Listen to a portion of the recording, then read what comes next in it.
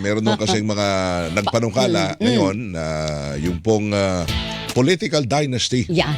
Yan ho, dapat na hong tuldukan. Yan. At saka hindi lang yan. Party List Reform Act. Reform Sinusulong naman na doon rin. sa Ibig party sabihin, list. aayusin daw po natin ang party list system sa Pilipinas. Ayusin. Naniniwala ba kayo doon? Atin hong kuna ng pahayag, opinion, Game. ang ilang mga eksperto, convener ho ng Kontradayan sa inyo natin, Professor Danilo Arao. Professor, magandang umaga po sa inyo. Welcome po, Double Wang sa Double D. Magandang umaga, sir. Yes, magandang umaga po sa inyo, Weng at Weng. Yes, sir. Maraming salamat po. Prof, maraming salamat Thank sa you umaga. sa oras. Una, doon tayo muna sa issue ng anti-political dynasty. Yan. Kasi mismong ang anak ng presidente na si Sandro Marcos, Congressman Sandro Marcos, at si Speaker Bogie D ay naghahain po ng panukala na bubuwag dapat sa political dynasty sa Pilipinas. Si Pangulong Marcos inuutos sa bigyan niya ng prioridad. Kayo po ba kumpiyansa na ngayon, tumaas ang kumpiyansa ninyo na aaksyonan talaga ito ng mga senador at kongresista? Hindi po mataas yung kumpiyansa kasi binasa ko po yung House Bill number 6771 na ipinasa nila D at Marcos, yung House Speaker at yung Majority Leader na anak ng Pangulo, at talagang nililimatahan lang nito yung ilang aspekto ng pagtakbo ng mga dynasty, pero sa pangkalahatan inaalaw pa nga yung tinatawag na fat dynasty o yung sabay-sabay na posisyon, basta sa isang lugar iisang kamag-anak lang yung pupwede. Kumaga parang nile-legitimize lang nito yung sitwasyon. Merong ilang restriction, halimbawa, hindi na pwedeng sabay-sabay na tumakbo senador yung magkakapatid, halimbawa. So, pero yung pagkakaroon ng dinastiya ay nariyan pa rin. At in fact, ito yung isang mahalagang punto, yung tinatawag na dynasty succession, yung pagkakasunod-sunod, pag natapos ng isang termino, yung kamag-anak papalit, nandyan pa rin tahimik yung House Bill number 6771 tungkol dito. Kaya, it's very disconcerting na sinasabing anti-political dynasty act ito yung titulo ng House Bill number 6771, pero sa pangkalahatan ay pro-dynasty po ito, batay po sa nilalaman. Pero, go ahead, Weng. Doon ho sa nabasa nyo, para lang baka maibahagi nyo sa amin, bigyan nyo nga kami ang halimbawa. Kunyari, Prof, may isang kandidato, tatakbong presidente, ibig sabihin ba noon, wala nang pwedeng tumakbo pa na kamag-anak niya, anak niya, sa ano pang ibang mga posisyon, lokal o national? Sa lokal ay pwede pa rin. Yun yung problema. Sa national level, batay dun sa nabasa ko, kasi yun yung section 5.1, prohibited to simultaneously hold any elective national position.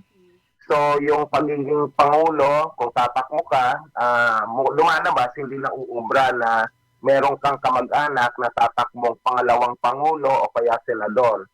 Kaya lang, sa local level, ang nakalagay doon, prohibited to simultaneously hold the same position within, halimbawa, the same legislative district. So, halimbawa, kung ikaw ay nasa District 1 ng isang lugar, hindi pwedeng sabay yung tatakbo and you would run against each other. Na minsan nangyayari pag nag-aaway-away yung mga nasa dinastiya. Pero kung ikaw ay nasa ikalawang distrito, halimbawa lang, mukhang merong ilang posibilidad na pwedeng tumakbo. At nangyayari rin naman yan minsan nga mag-asawa, yung isa nasa District 1, yung isa nasa 2nd District. Yung mga ganong senaryo mukhang pwede pa rin mangyari, unfortunately. Kung pagbabatayan natin yung House Bill number 6771. Kaya sa usapin ng anti-political dynasty bills, mas magandang pagnilayan natin yung iba pang mga pending na mga House Bill na talagang mas tumutugon dun sa pangangailangan ng panahon. Sir, Prof. Arao, marami pong iba't ibang anti-political dynasty bill sa Senado at sa Kamara. Kakayanin naman po siguro bumuo ng win-win version nito Isa. na talagang magbibigay sa atin ng totoong anti-political dynasty na batas? Yung sinasabi mong win-win situation, dapat talagang i-push yan. Hindi pa ng mga mambabatas, kundi ng tinatawag nating Parliament of the Streets. Kasi yung sama-samang pagkilos lang talaga ng sambayanan yung magiging susing salik o key factor para maipasa yung tunay na anti-dynasty law. Kumbaga, yun yung konsepto ko sana ng win-win. Oo. Hindi win-win para sa mga mambabatas, Yes. win-win para sa mga nasa laylayan ng lipunan. Kasi ang baning ng political dynasty, yun naman yung panawagan talaga ng mga mamamayan. Totoo naman, may mga tao at may mga kakilala akong akademiko na nagsasabing hindi dapat iba yung mga political dynasty. Pero kakaiba po kasi ang sitwasyon sa Pilipinas. Kung sa ibang mga bansa, yung dynasty medyo nag-work kahit papano sa kanilang sistema. Sa atin ay kakaiba po talaga kasi napaka-endemic at napaka-rampant ng korupsyon, pang-aabuso, at iba pang problema sa Opo. ating bayan. Nakadalasan ang mga dinastiya yung pangunahing sangkot. Tulad ng nangyayari sa flood control project. Yan. Prof, ano ang ideal na anti-political dynasty? Oo. Yung talagang Ano ba? bubuwag dun sa traditional na dinastiya sa Pilipinas. Siyempre po, ang pangunahing katangian nito ay hindi talaga inaalaw yung mga magkakamag-anak na tumakbo sa iba't ibang posisyon. Una. Ikalawa, hindi rin dapat inaalaw yung succession, yung papalitan ka ng kamag-anak mo. Kasi yun yung nakaka-defeat nilang purpose dun sa House Bill number 6771.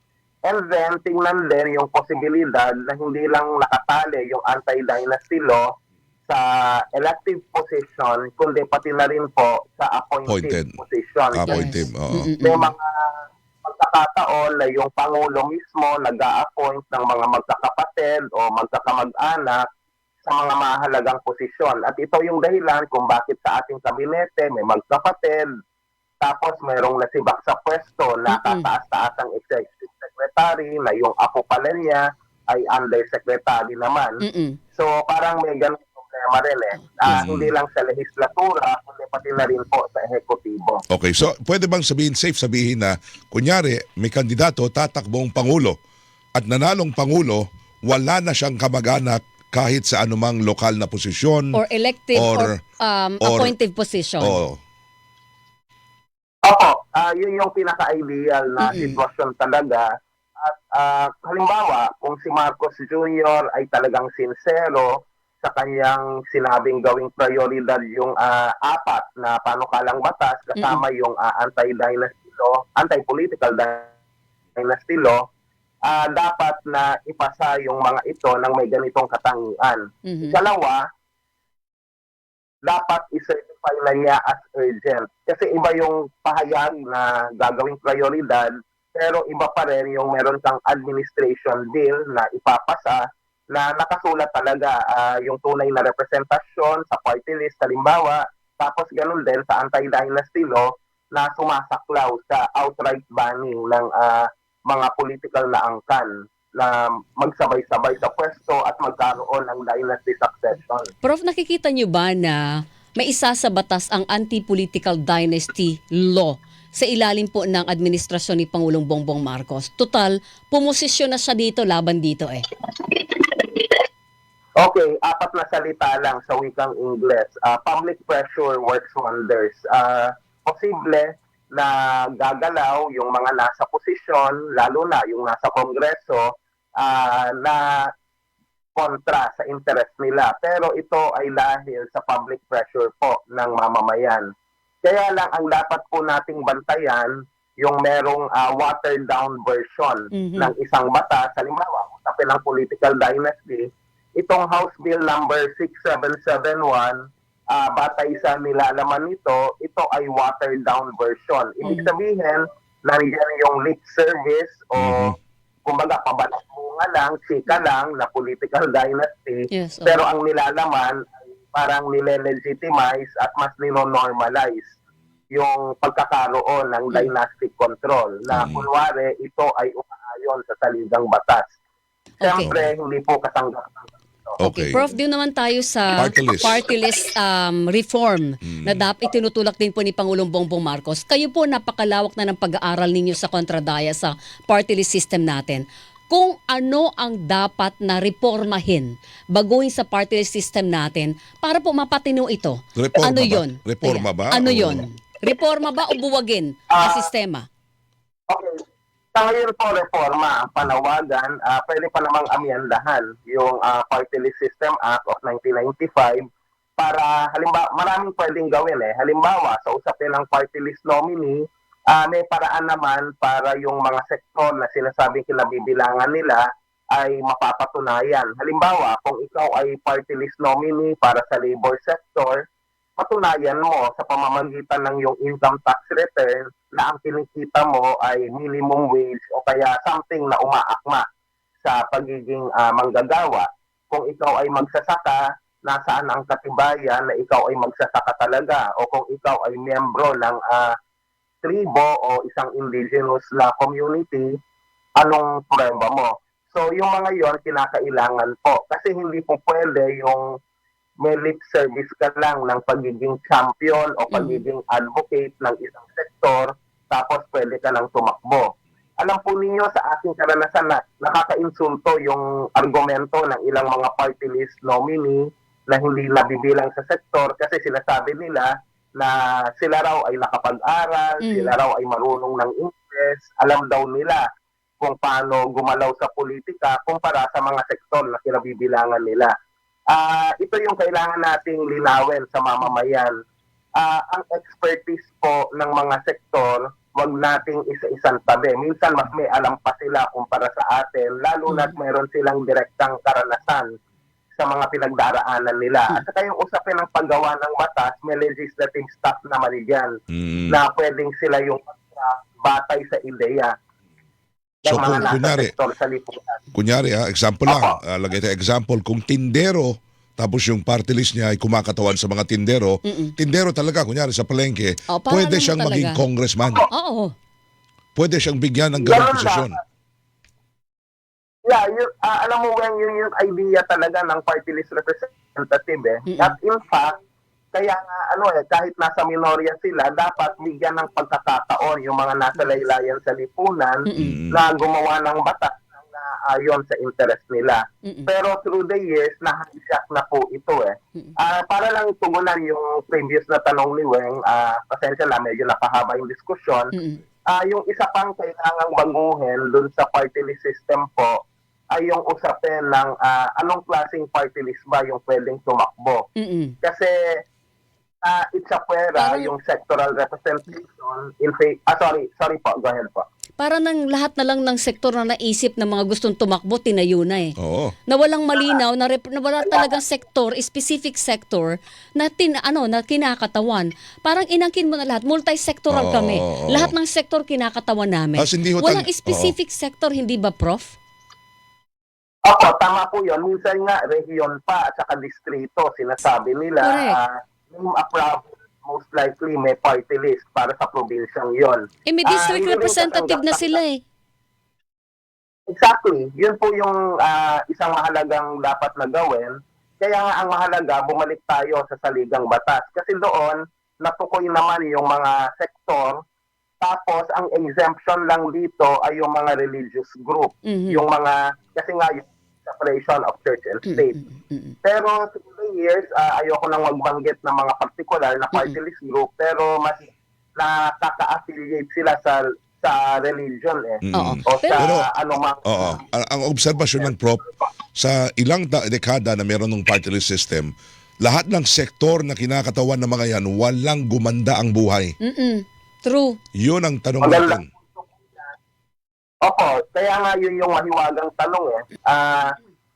Ayoko nang banggitin pa yung particular na mga pangalan, pamilyar na naman sila, pero yung sangkot sa mga flood control project, yung iba sa kanila, party list representative na, tapos miyembro pa ng political na dinastiya, Tapos maganda yung punto mo na hindi gumanda ang buhay. Kasi sa totoo lang, sila ay nabibilang kasi sa sektor ng mga mayaman at makapangyarihan. Kaya kadalasan mas interest na nila sa halip na sektor ng mga nasa laylayan sa lipunan yung itinataguyod. Ginagamit lang nila yung pangalan ng mahihirap para kunwari sila ay para sa mahirap pero hindi naman. Kaya nga minsan nakakagalit na babalikan natin yung alaala na yung isang party list representative nagpakasal pero sa isang napakagarbong lugar. Yes, oo. Naalala niyo yun? Yes. Tapos yung isa, party list representative din, may mga helicopter pala, may mga aeroplano, at nagtatago na sa isang country. So yung mga yun, hindi dapat nangyayari. Kasi in the first place, hindi naman sila dapat party list representative. They don't belong in the party list system kasi hindi naman sila marginalized. In fact, sila yung kaaway ng mga marginalized to an extent. Yun. Prof, Okay, Prof, mag-second thank you. round Oo, tayo dito second ha, round doon sa tayo. panghapon natin para mas malaman. mahabang discussion. Para malaman kung reforma ba o buwagin na lang. Himangin Diba? natin yung pag-aaral mismo ng kontradaya sa party list system natin. Pa-schedule kami sa iyo within the, next week ha. Prof, Maraming thank you salamat, so much. Prof. Wala. Thank you. Text Maraming ako salamat. ulit. Hilingan, walang pinoproblema.